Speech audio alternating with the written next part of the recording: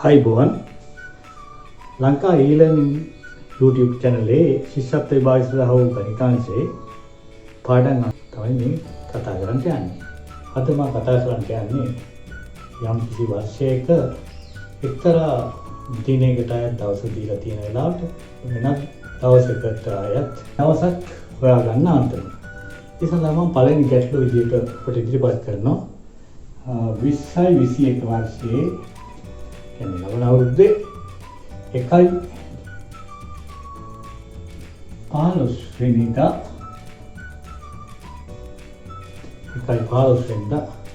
අපිට තියලා තියෙනවා සිකුරාදා දවසක් කියලා. සිකුරාදා දිනයක් කියලා දෙලා තියෙනවා. අහනවා අපෙන් 2021 වර්ෂයේම 5 වෙනි මාසේ 12 වෙනිදා දවස කවද්ද කියලා. 12 වෙනි දිනේට අයත් දවස මොකක්ද කියලා හොයන්න කියලා. ඉතින් අපි දැනගන්න ඕනේ මේ කාල සීමාව ඇතුළත දින කීයක් තියෙනවද කියලා. 2021 1/15 සිට 2021 5/12 වෙනිදා තෙක් දින කීයක් තියෙනවද කියලා හොයන්න ඕනේ. මේ දින ගාන හොයන්න පුළුවන් අපිට ජනවාරි වලට දින කීයක් තියෙනවද? පෙබරවාරි වලට දින කීයක් තියෙනවද? මාර්තු වලට දින කීයද? අප්‍රේල් වලට දින කීයද? අන්තිම මාසේ මැයි 5 වෙනි මාසේ මැයි වලට දින කීයද කියලා. දැන් ජනවාරි වලට දින ගන්න හොයන්න. ජනවාරි මාසෙට දින 31ක් තියෙනවා. ඒකෙන් මේ 15 අයින් කරනවා. ඒකට 16යි. මේ 15 වෙනිදා ගත යුතු වෙන තව එකක් එකතු වෙනවා 16ට දින 17යි. පෙබරවාරි මාසෙට තියෙන්නේ මේක 21 කියන්නේ සාමාන්‍ය වර්ෂයක්. ඒකේම දින 28යි. මාර්තු වලට දින 31යි. අප්‍රේල් වලට දින 30යි. මැයි වලට දින 31ක් තිබුණාට මැයි 12 වෙනිදා වෙනකම් විතරයි ගන්න එහෙනම් මෙතෙන්ද ගන්න දින 12යි. දැන් මේක එකතු අපි හොයනවා. 8යි 7යි 15යි 1යි 16යි 2යි 18න් 8යි එකක් ඉතුරුයි 2යි 2යි 4යි 3යි 7යි 3යි 10යි 1යි 11යි. දින 118ක් කියලා එනවා. දැන් අපි මේ දින ගාන මේ දින අතර තියෙන දවස් 7කට අයත් වෙන්නේ මේ දින 118 දවස් 7කට අයත් වෙන්නේ. සමුගම් ගහුවාට බලාද බාස්පන්ද සිකුරාදා සෙන්සුරාදා කියන දවස් 7යි තියෙන්නේ. ඒකින්ද මේ 118 බෙදනවා අපි 7ේ. 7 එක 7යි ඉතිරි 4ක් 48ට 4ක් 6 42යි ඉතිරි 6ක්. දැන් ඊට පස්සේ අපි කරන්නේ 6ක් ඉතුරු වෙන ඉඳ මේ 6 වෙනි දවස මොකද කියලා බලන්න. දවස් 6ක් ඉස්සරහට යනවා. 1 2 3 4 5 6 කියලා දවස් 6ක් ඉදිරියට යනවා. මේ එක දවස් තමයි සිකුරාදා. මේ දීලා තියෙන එක. සිකුරාදා පළවෙනිදා එනකොට 2 වෙන්නේ සෙනසුරාදා, 3 වෙන්නේ ඉරිදා, 4 වෙන්නේ සඳුදා, 5 වෙන්නේ අඟහරුවාදා, 6 වෙන්නේ බදාදා. එහෙනම් මේකේ 12 වෙනිදා වෙන්න දවස වෙන්නේ බදාදා දවස. මේකයි පිළිතුර. දැන් පැහැදිලිද? 15 වෙනි සිකුරාදා නම් 5 වෙනි මාසේ 12 වෙනිදා මේ විදිහට අපිට බදාදා කියලා හොයාගන්න පුළුවන්. එතකොට පියවර අපි 3යි යන්නේ. මේ 15 වෙනිදා ඉඳලා 12 වෙනිදා දක්වා දින ගන්න එකතු හොයන්න ඕනේ. එතකොට දවස් 7න් 7ට තමයි දවස් යන්නේ. ඒකෙන් 7ෙන් බෙදන්න ඕනේ. ඉතිරි වෙනවා ඒතකොට 6ක්. මේ ඉතිරි වෙන 6යි කියන්නේ මොන දවසටද? මේ 6 වෙනි දවස තමයි මේ 18 වෙනි දවස් කියන්නේ. ඒකෙන්ද බලන්න. එකේ ඉඳලා 6ට ලියලා අර සිකුරාදාවෙන් ආරම්භ කරගෙන දිගටම නම් ලියන්නකොට 6 වෙනිදාට එන්නේ බදාදායි කියලා එනවා. මේ විදිහ ආකාරයෙන් තමයි අපිට පිළිතුරු හොයන්න වෙන්නේ. ඊළඟට අපේ දෙවෙනි ගැටලුවට යනවා. දෙවෙනි ගැටලුව තමයි 2020යි 1/1 බදාදා දිනයක් නම් 20යි 4යි 24 දවස කොහොමද කියලා. මේකෙදිත් අර පිළිවෙල තමයි කටයුතු කරන්නේ. ඉස්සෙල්ලාම පළවෙනි පිළිවෙලදී හොයන්න ඕනේ මේ දිනේ ඉඳලා මේ දිනේට දවස් කීයක් තියෙනවද කියලා. මේ ජනවාරි මාසේ නම් ජනවාරි මාසෙට තියෙනවා දින 31ක්. පෙබරවාරි වලට පෙබරවාරි මේ වර්ෂයේ 20 හින්දා අධික වර්ෂයක්. ඒකට තියෙනවා 29ක්. මාර්තු වලට දින ආයිමත් 31යි. අප්‍රේල් මාසයේ සියලුම දින නැහැ. අප්‍රේල් මාසෙට තියෙන දින 24. දැන් ওই ටික එකතු කරපුවාම බලමු අපිට කීයද එන්නේ කියලා. 9යි 10යි 11යි 4යි 15න් 5 දැම්මා. එකක් ඉතුරුයි. 4යි 6යි 3යි 9යි 2යි 11යි දින 115යි. ඊළඟට අපි මේක දින 115 7න් බෙදිය යුතුයි. දවස් 7යි තියෙන්නේ සතියකට. 7 වරක් එක 7යි. ඉතිරි 4ක් 45ට 7 වරක් 6 42යි. ඉතිරි 3ක්. දැන් තියෙන්නේ ඊළඟ තුන්වෙනි පියවර. මේ දින 3 මොකක්ද කියලා. පළවෙනි දවස, දෙවෙනි දවස, තුන්වෙනි දවස. පළවෙනි දවස වෙන්නේ කවද්ද? බදාදා. දෙවෙනි දවස වෙන්නේ බ්‍රහස්පතින්දා.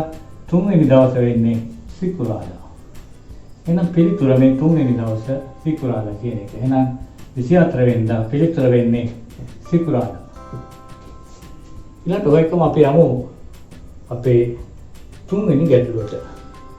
තුන්වෙනි ගැටලුව මේ ගැටලු වර්ග දෙකට වඩා ටිකක් වෙනස්. ඒ වෙනස තමයි මේ තුන්වෙනි ගැටලුවේ නැවත බලමු. තුන්වෙනි ගැටලුවට අයත් වන්නේ 2021 11/14 ඉරිදා දිනයක් කියලා කියනවා.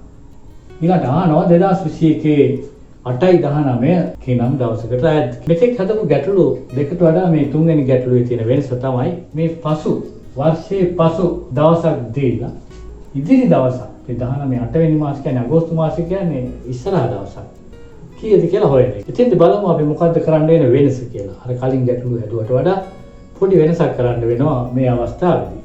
බලමු මේ වෙනස මොකක්ද කියලා. ඒ කලින් ගැටලුවේ වගේම ගැටලු දෙකේ වගේම මේකෙත් දින ගාන හොයන්න වෙනවා. 8 වෙනි මාසය කියන්නේ අගෝස්තු දින කීයද හොයන්න වෙනවා. අගෝස්තු සැප්තැම්බර් හොයන්න වෙනවා. ඔක්තෝබර් නොවැම්බර් වලට දින කීයද කියලා හොයන්න වෙනවා. අගෝස්තු මාසේ 19 වෙනිදා අගෝස්තු මාසෙට දින 31ක් තියෙනවා. 19 අඩු කරනවා. 19 අඩු කරාම එනවා 11න් 9ක් 2යි. මෙතන දෙකෙන් එකක් 1යි දින 12ක් කියලා එනවා. මේකට එකක් එකතු කරන්න වෙනවා. ඒත් අගෝස්තු මාසෙට තියෙනවා දින 13ක්. සැප්තැම්බර් මාසෙට තියෙන්නේ දින 30යි. ඔක්තෝබර් මාසෙට නැවත 31ක් තියෙනවා. නොවැම්බර් මාසෙට තියෙන්නේ මේ දින 14 විතරයි. මේක එකතු කරනවා. එකතු කරපුවාම එනවා 4යි 1යි 5යි 3යි 8යි 1යි 3යි 4යි 3යි 7යි 1යි 8. දින 88ක් තියෙන්නේ.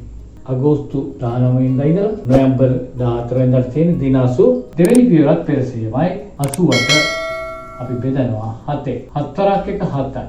ඉතුරු එක 18ට 4 2 14. ඉතිරි 4. දැන් අර කලින් එකේ වගේ අපි මේ අංක 4 දාලා මේ අංක 4 දාන්නේ මුල සිට අගට නෙමෙයි. මොකද පස්සේ දවසක්නේ අපිට දීලා තියෙන්නේ. පසු දවසක් වර්ෂයේ මේ ඈතින් යන දවසක් දීලා පෙර දවසක් තමයි යහන්නේ.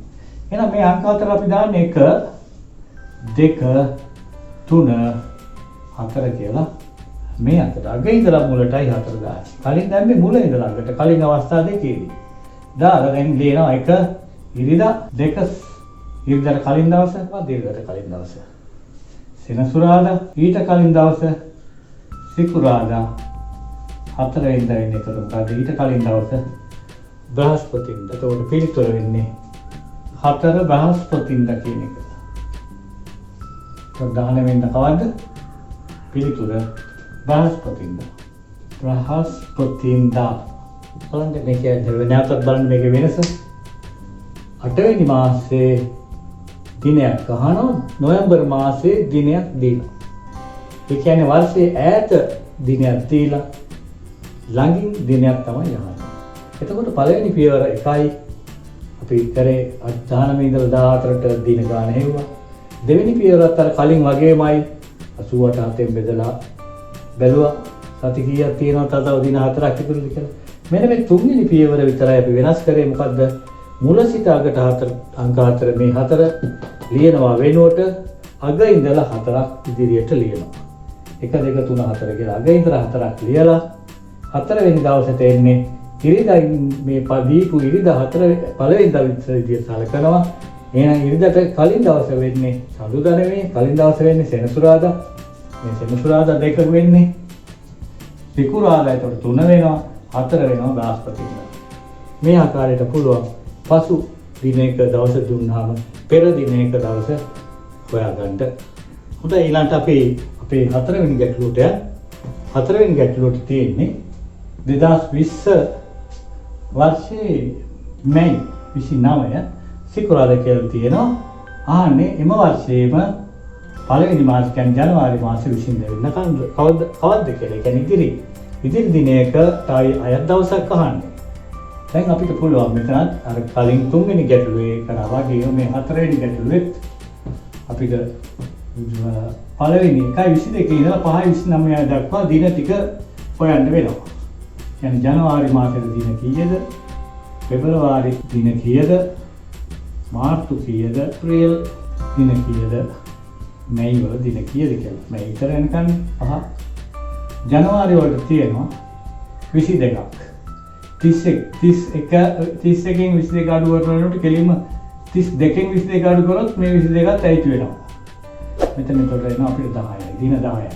ආයෙ ඒතර එකතු කරන්න වෙන්නේ නැහැ. 31 වෙනකොට 32 ගත්තාම එකක් එකතු කළ යුතු වන්නේ නැහැ මේ අඩු කරලා. එතන උත්තරේ කියන්නේ 31කට වඩා එකක් වැඩි එකකින් මේ 22 අයින් කරනවා. 32කින් 22 ගියම 10යි. පෙබරවාරි මාසේ මේක අධික වර්ෂයක්.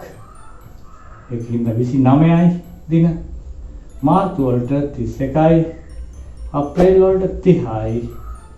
මැයි වලට තියෙන්නේ මේ 29යි.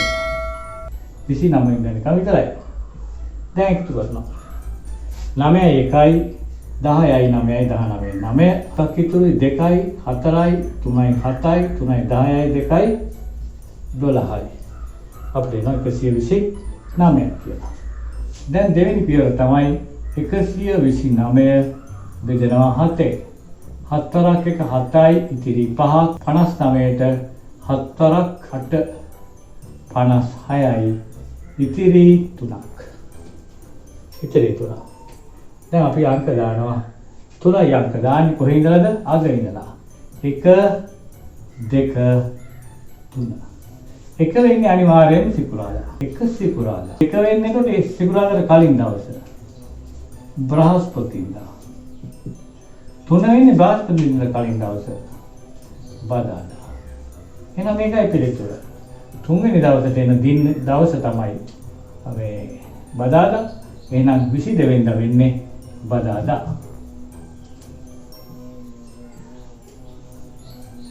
ඔය විදිහට අපිට පුළුවන් එක එක ඕනෑම වර්ෂයක අධික අවුරුද්දක ඒවා සාමාන්‍ය අවුරුද්දක වේවා මුල දිනයක් දීලා අග දිනයකට ආයෙත් දවස් අහන්න පුළුවන්. අග දිනයක දීලා මේ වගේ මුල දිනයක තවත් දවස් අහන්න පුළුවන්. ඕනෑකට මේ පියවර 3කින් අපිට පිළිතුරු සපයන්න පුළුවන්. අද පාඩම මෙතනින් අවසන්. ඔබ සැමට ස්තුතියි.